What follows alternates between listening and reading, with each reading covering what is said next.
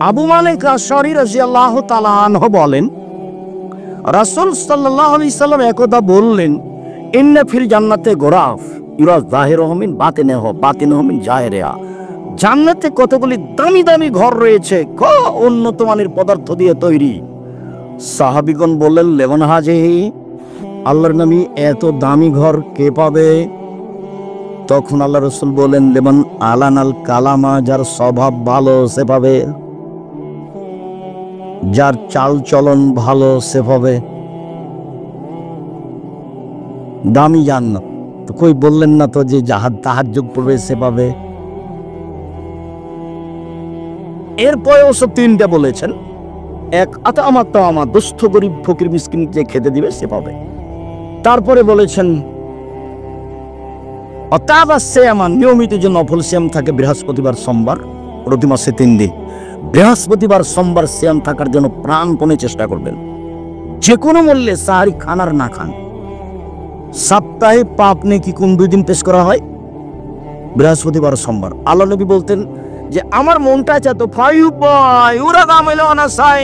আমার মন চায়, আমার যখন আল্লাহর রিপোর্ট দেখবে তখন দেখুক যে সিয়াম আছে, এই না বৃহস্পতিবার সোমবারের রিপোর্ট না, আমি সিয়াম আছি। বাৎসরিক রিপোর্ট শাবান মাসে পেশ করা হয়, তো শাবান মাসে কোন দিন পেশ করা হয় তার জানা ছিল না আমাদের নবীর, যার কারণে তিনি বেশি বেশি সিয়াম থেকে খালি রিপোর্ট ধরতেন, কবে যে হিসাব পেশ করা হবে আবার আমি সিয়াম থাকবো না, এটা যেন না হয়। তো বেশি বেশি সিয়াম কিভাবে ভারত বাংলাদেশ পাকিস্তানের আলেম ওলামা জেনে নিলেন সেদিন নাকি 15 শাবান। তাই তারা কলকারখানা, অফিস আদালত, কোচ কাটারি, শিক্ষা প্রতিষ্ঠান সবকিছু বন্ধ করে রাতে গোসল করে আতর গোলাপ মেখে সিয়াম থাকে। আল্লাহ রাসূল এটা বুঝতে পারেননি, জানতে পারেননি, যার কারণে তিনি বেশি বেশি সিয়াম থাকেন রিপোর্ট ধরার জন্য। 4 মানুষ যখন ঘুমিয়ে তখন সালাত আদায় করে রাতে তাহাজ্জুদ। ওগুলো ভালো মানুষের স্বভাব, রাতে তাহাজ্জুদ পড়া। সবচেয়ে দামি নেকি সে পাবে যার চাল চলন ভালো। শুধু তাই নয়, জান্নাতুল ফেরদাউস সে পাবে যার চাল চলন ভালো। এক খেলে চেয়ে থাকেন, আমি বলছি। উমামা বাহেলি রাদিয়াল্লাহু তাআলা আনহু বলেন, রাসূল সাল্লাল্লাহু আলাইহি সাল্লাম বলেছেন, আনা যাইম বিবাইতিন লিমান তারাকাল মেরা ওয়া ইন কানা মুহিক্কান। সত্য হলেও কেউ যদি তর্ক না করে, তর্ক ছেড়ে দেয়, আমি মুহাম্মদ সাল্লাল্লাহু আলাইহি সাল্লাম তাকে জান্নাতে একটা ঘর নিয়ে দেব। তর্ক আব্দুর রাজ্জাক সাহেব এটা বলেছেন, আরে না এটা বলেছেন, আসসালামু আলাইকুম, গেলাম ভাইজান, আপনি থাকেন, আমি তর্ক করতে রাজি নই। এই লোককে আল্লাহর নবী একটা জান্নাতে ঘর নিয়ে দিবেন বলে তিনি দাবি জানিয়েছেন, স্বীকৃতি দিয়ে গেছে। অবে বাইতিন ফি রাবাদিল জান্নাহ লিমান তারাকাল কিযবা ওয়া ইন কানা মাজে। কেউ যদি মজাক করে হলেও মিথ্যে না বলে, আমি মুহাম্মদ সাল্লাল্লাহু আলাইহি সাল্লাম তাকে জান্নাতে একটা ঘর নিয়ে দিব। মজাক করে হলো মিথ্যা বলা হবে না। মজাক করে বাপ মা ছেলে মেয়েকে ভয় দেখাই, চুপ থাকো জুজু বুড়ি আছে, এ আসলো, চুপ থাকো, এগুলো বলাই হবে না। অন্য কথা বলে, আব্বু আসো এই জন্য আব্বু আসো, মায়ের রাখছে, কিছুই নাই হাতে, এটা নিষেধ, এটা প্রতারণা, ধোকা। 3 আলাল জান্নাতে লিমান হাসানা খলকাহু। পৃথিবীর মানুষ শুনে রেখো, আমি জান্নাতুল ফেরদাউস নিয়ে যাব সেই লোককে যে তার চাল চলনকে ভালো করলো, যার স্বভাব ভালো, আমি মুহাম্মদ সাল্লাল্লাহু আলাইহি সাল্লাম তাকে জান্নাতুল ফেরদাউস নিয়ে দেব। পৃথিবীতে এমন কোনো ইবাদত নেই যেটা দিয়ে জান্নাতুল ফেরদাউস পাওয়া যেতে পারে সরাসরি, এরকম কোনো আমল নেই দুনিয়াতে, সদাচরণ ছাড়া। সদাচরণ কি জিনিস? ভালো কথা, ভালো কর্ম, ভালো কথা, ভালো কর্ম। আজকের পরে জিন্দেগিতে কোনোদিন জোর করে কিছু করার চেষ্টা করবেন না, কাউকে খাটো করবেন না। কই মানুষ তো বদনাম করে, মানুষ আমাকে সময় ধুইয়া ছেড়ে দেয়। আমি 90 সাল থেকে এখন পর্যন্ত ওর নামটাই নামই নিনে। যখন কেউ খুব গালি দেয়, দিতে যখন কথা বন্ধ করে, তখন আবার আমি রিং দিয়ে বলি যে ভাইজান আপনার মোবাইলে মনে টাকা শেষ হয়ে গেছে। গালি মনে হয় এখনো শেষ হয়নি। আপনি স্বাদ মিটিয়ে গালি দিয়ে নেন, যেভাবে আপনাকে ভালো লাগে। কোনদিন আমি তার প্রত্যুত্তর দেওয়া প্রয়োজন মনে করিনি। ফেসবুকে সময়ে সময়ে আমাকে ধুইয়ে দিয়েছে, আমি তার নামটাই নিইনি, নামই নিই না। খুব বিরক্ত হয়ে একবার বলেছিলাম যে আপনাকে তো আমি মানুষই মনে করি না, তো আমি কি বা হাসে বসবো। খালি যখন তখন বলে আসেন, বাজো আসেন, আসেন এখানে, এই বলতে থাকে। তো একদিন বলেছি ভাইজান আপনাকে তো আমি মানুষই মনে করি না, আমি কি দিয়ে আপনার সাথে বসবো। প্রতিশোধ নিয়ে জীবনে করো, প্রয়োজন নেই। প্রতিশোধ নিয়ে মানুষকে দমিয়ে, ক্ষমতা দেখিয়ে, দাপট দেখিয়ে, জেল হাজতে দিয়ে, অপমান করে কিছু করা যায়, এই হিসাব ভুল। নরম হন, মানুষে ভালোবাসবে, আল্লাহ ভালোবাসবেন, জান্নাত পাওয়া যাবে। তার নাম ভালো চালচলন, তার নাম জান্নাতুল ফেরদাউস। মনে রাখবেন, পৃথিবীতে এমন কোন ইবাদত নেই যার বিনিময় জান্নাতুল ফেরদাউস সদাচরণ ছাড়া।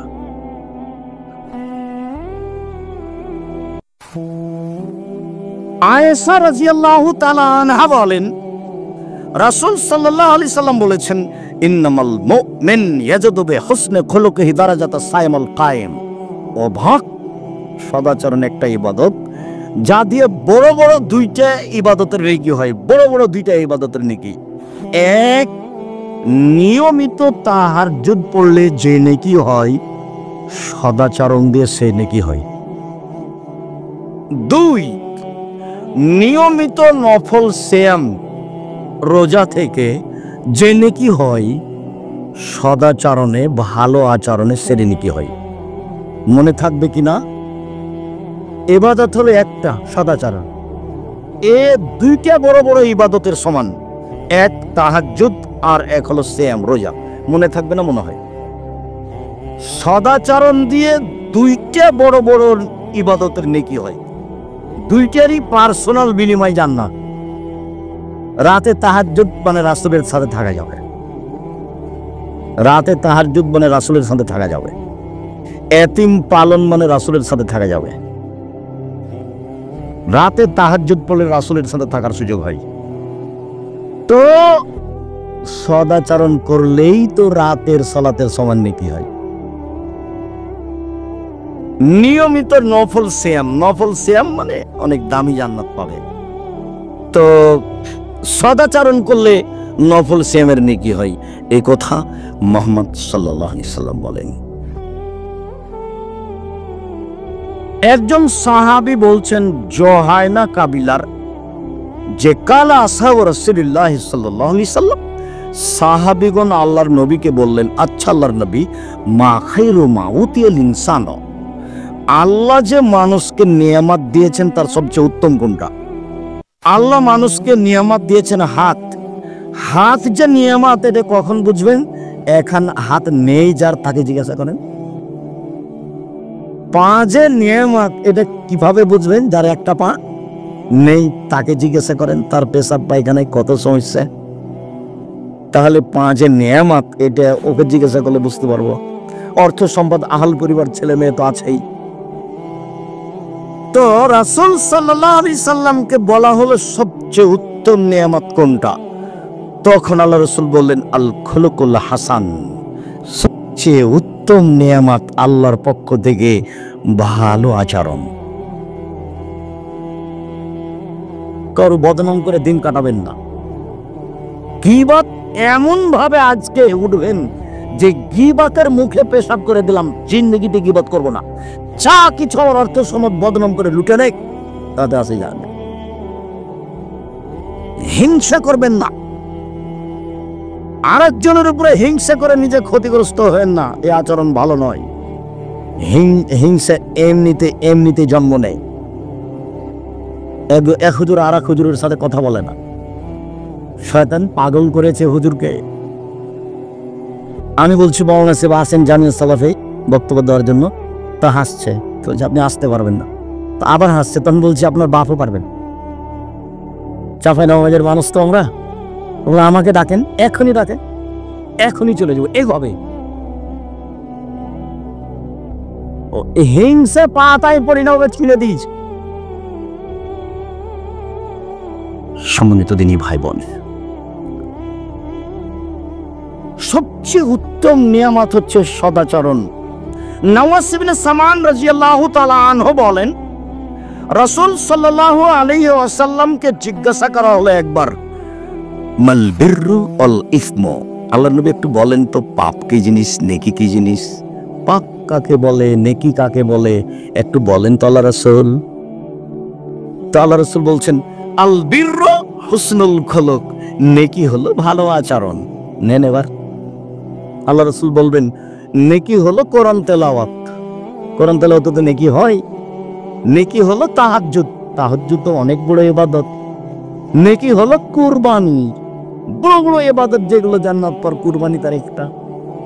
আল্লাহ রাসূল এগুলো বলবেন। তো জিজ্ঞাসা করা হলো নেকি কি জিনিস, আল্লাহ নবী উত্তরে কি বললেন? সদাচরণ, ভালো আচরণ। মনে থাকবে না মনে হয়, হাদিস বুখারী মুসলিম। উত্তর হলো সদাচরণ, ভালো আচরণ। ভালো আচরণ কি জিনিস? সাওবান রাদিয়াল্লাহু তাআলা আনহু বলেন, রাসূল সাল্লাল্লাহু আলাইহি সাল্লাম বলেছেন, মান সাররাহু আয়ুনসালাহু ফি আসারিহি ওয়া ইউফসাতালাহু ফি রিজকিহি। পৃথিবীর মানুষ শুনে রেখো, যে চাই যে তার বয়স বেশি হয়ে যাক, আরো কিছুদিন বেঁচে থাকে, এটা যে চাই। যে চাই যে টাকা পয়সা তার রুজি বেশি হয়ে যাক, যে চাই, ফল এসেল রাহেমাহু, সে যেন সদাচরণ করে। সদাচরণ করলে টাকা বেশি হবে, সদাচরণ করলে বয়স বেশি হবে। হাদিস বুখারী মুসলিম, আমি বলিনি, এই জিম্মেদারি আমার নয়। এই কথা মুহাম্মদ সাল্লাল্লাহু আলাইহি ওয়াসাল্লাম বলেছেন। জাতির যদি রাস্তাঘাট করে দিতে না পারি, জাতির যদি স্কুল কলেজ করে দিতে না পারি, জাতিকে চূড়ান্ত সঠিক ধর্ম দিতে পারবো ইনশাআল্লাহ। ধর্মের ব্যাপারে জাতিকে ফাঁকি দিয়ে পরকাল হারাতে রাজি নই। সকাল হতে হতে বড় ভাইয়ের হাত ধরে ক্ষমা নেবেন আপনি। গন্ডগোল আপনার বড় ভাইয়ের কারণে হয়েছে, ক্ষমা আপনাকে নিতে হবে। উপস্থিত বৈঠকের দিনই মুসলিম বোন, গন্ডগোল হয়েছে আপনার বড় বোনের কারণে, আপনি ছোট বোন, ক্ষমা আপনাকে নিতে হবে। গন্ডগোল হয়েছে আপনার বড় জায়ের কারণে, যা বুঝেন আপনারা, দুই ভাইয়ের স্ত্রী দুজন যা, গন্ডগোল বড় জায়ের কারণে হয়েছে, কোথায় ঠিক? আপনি ছোট যা, আপনাকে সকাল হতে হতে আদরে ক্ষমা নিতে হবে।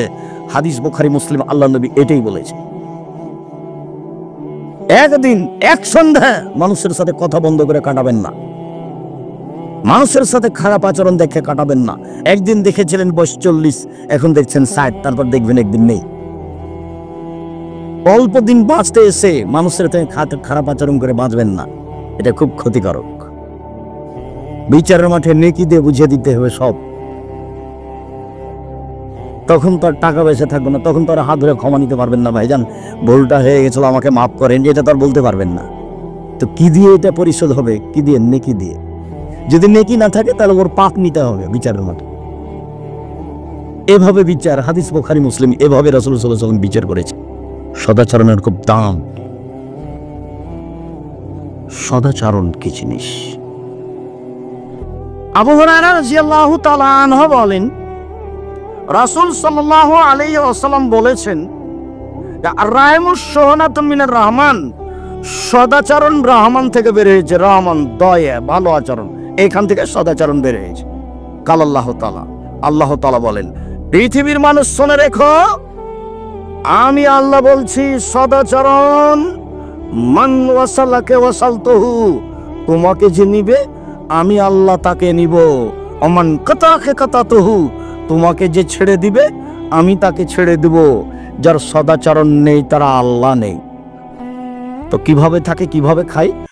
হিন্দু যেভাবে খায়। হিন্দু খেতে পায় না, ও তো অনেক টাকা পয়সা রাখে। ইহুদি খ্রিস্টান তো অনেক টাকা পয়সা রাখে। তো যার সদাচরণ নেই তার তো আল্লাহ নেই।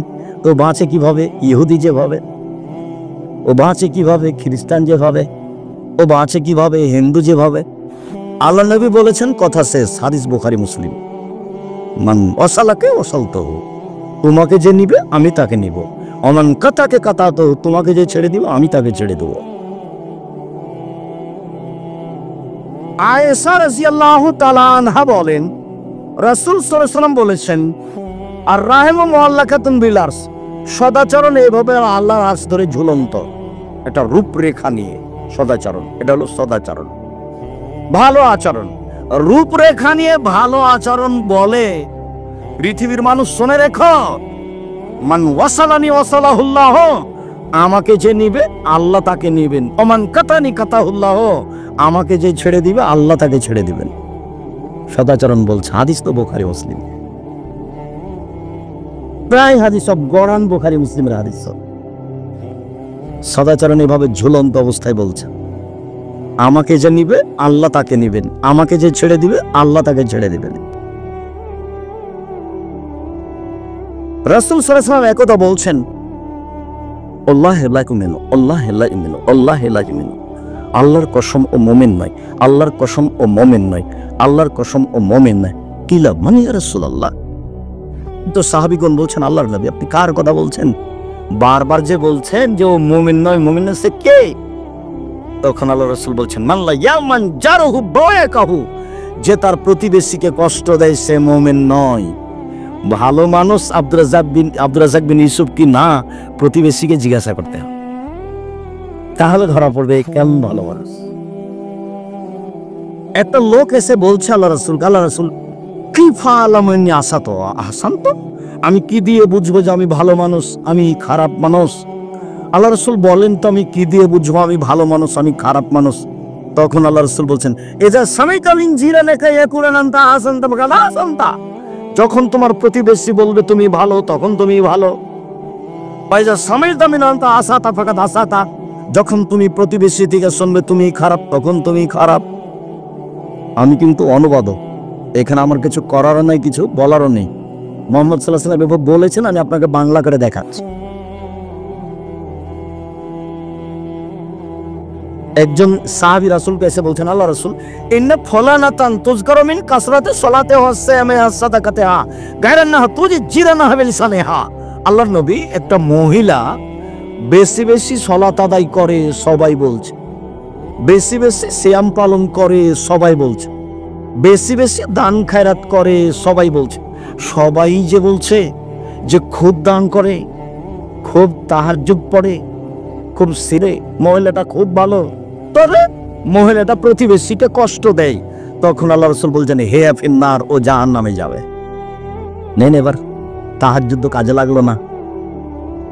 আপনি যে বিশ্বাস করেন, আমি যে বলি যে 3 শ্রেণীর মানুষ জান্নাতে যাবে না, তার 1 শ্রেণীর মানুষ হচ্ছে রাজরাতু মিনান নিসায়ে, পুরুষের বেশধারী নারী, যারা পুরুষের জুতা স্যান্ডেল পরে, যারা পুরুষের শার্ট প্যান্ট পরে, যারা পুরুষের পোশাক পরে, গেঞ্জি গায়ে দিয়ে চলে, স্কিন পায়জামা পরে, এরা জান্নাতে যাবে না। 1450 বছর পূর্বের ঘোষণা।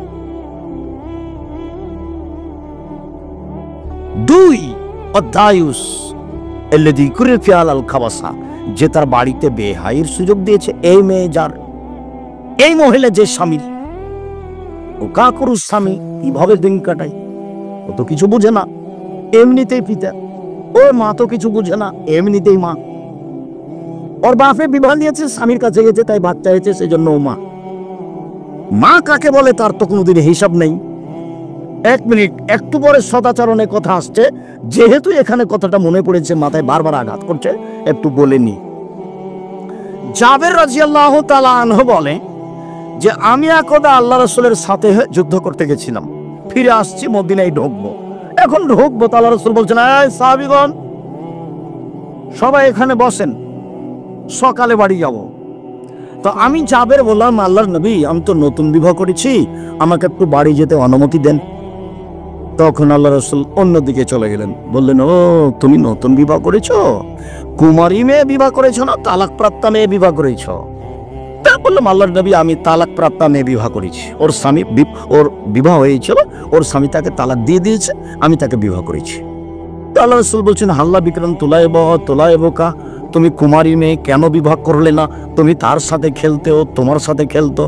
তুমি কুমারী মেয়ে কেন বিবাহ করলে না? তুমি তার সাথে খেলতেও, তোমার সাথে খেলতো।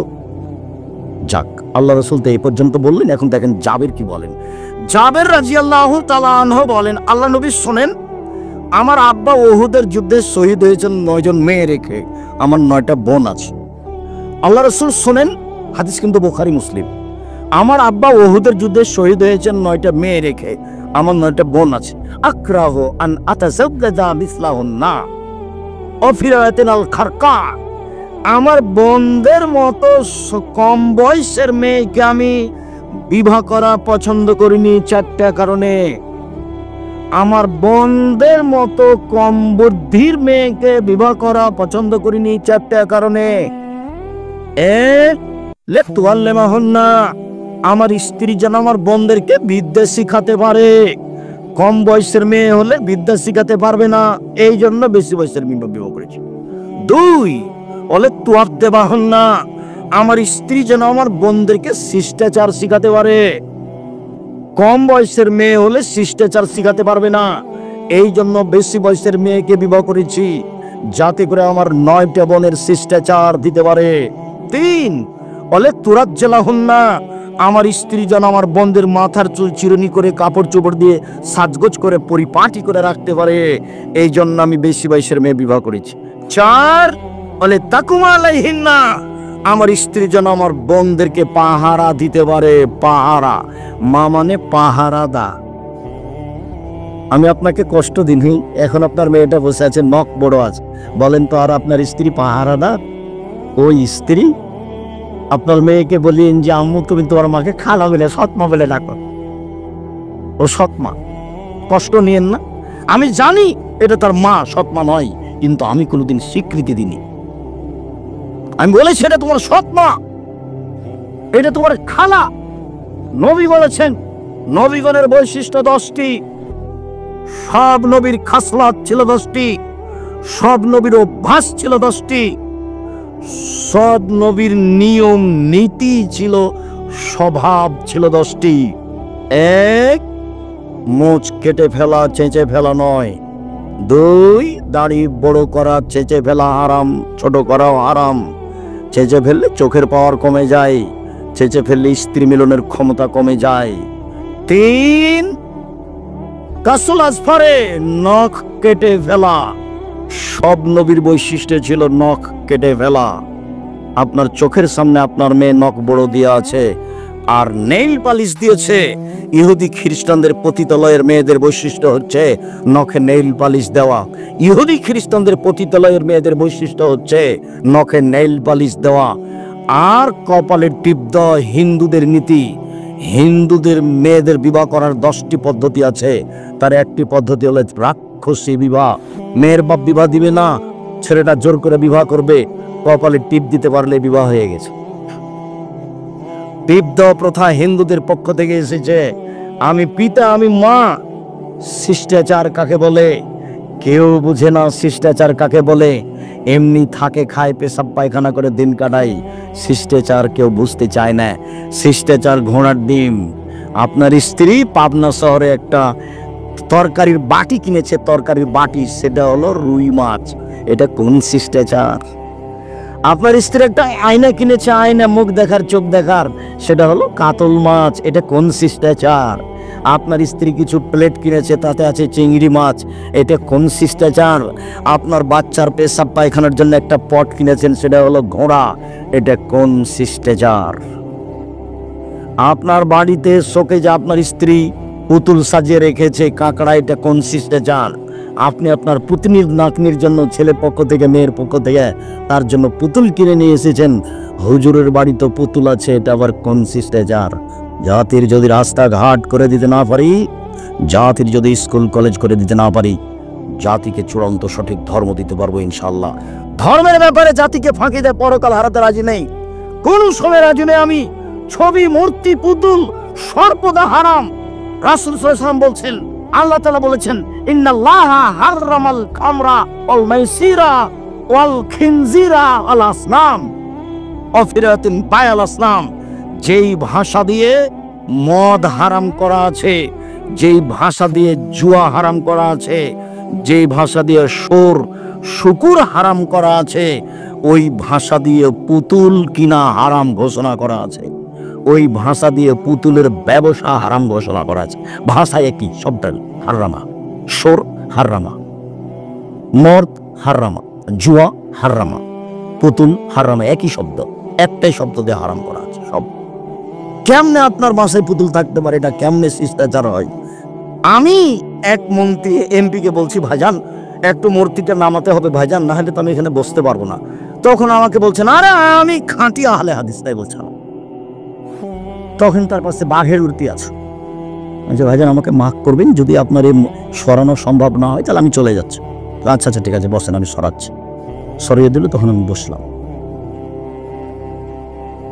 একজন মাওলানা নোয়াখালীতে এক বাড়িতে বসে আছে ঘরে। তো আমি দরজায় সালাম দিচ্ছি, আসসালামু আলাইকুম। তারপর ঘরে দেখছি ভেন্টিলেটার বুঝেন আপনারা, ভেন্টিলেটার বুঝেন, সব ঘোড়া। তো বলছি ইন্না লিল্লাহ, ভাইজান আমি এখানে যে বসবো না, যদি সম্ভব না হয় তাহলে আমি ফিরে যাবো। কি করতে হবে বলেন? বলে সব ভেন্টিলেটার ভেঙে দিতে। বলে ঠিক আছে তাই করছি। আপনি আমার মাসা দিকে ফিরে যাবেন মানে? সব ভেন্টিলেটার ভেঙে ফেলে দিলাম, সব ভেঙে ফেলে দিয়েছে। তারপরে ঢুকেছি। একজন হুজুর আগে থেকে বসে আছে।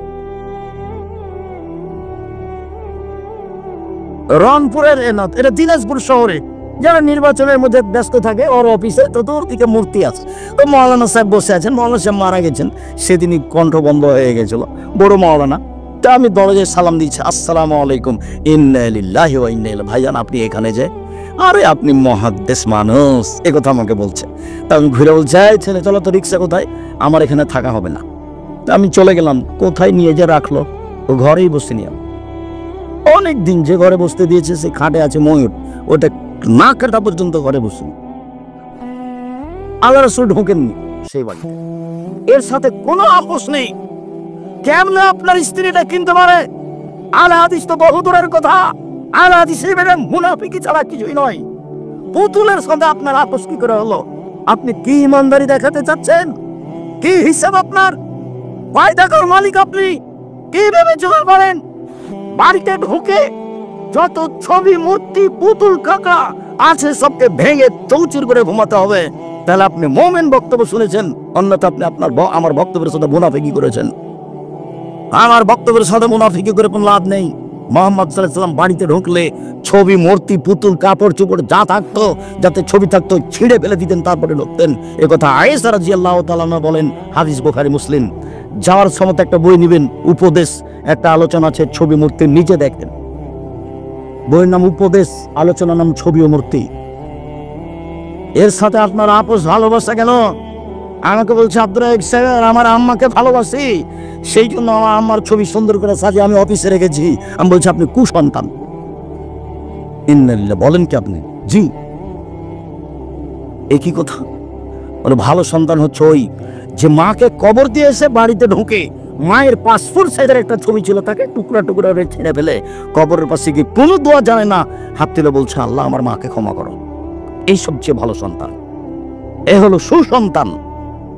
যে মাকে ভালোবাসা দেখাচ্ছে ছবি দেওয়া হলো কুসন্তান, অশিক্ষিত সন্তান। ওকে যদি আমি বর্বর, অসভ্য, অশিক্ষিত প্রমাণ করতে না পারি, জাতির সামনে বক্তব্য দিব না। 30 বছর থেকে বলে এসেছে, আজকে নতুন নয়। সম্মানিত দিনী ভাই বোন, আপনার স্ত্রী আপনার বাচ্চাটার জামার হাতখানটা ডান হাত ঢোকাবে না বাম হাত ঢোকাবে, এই কথা জানা নাই। শিষ্টাচার কাকে বলে?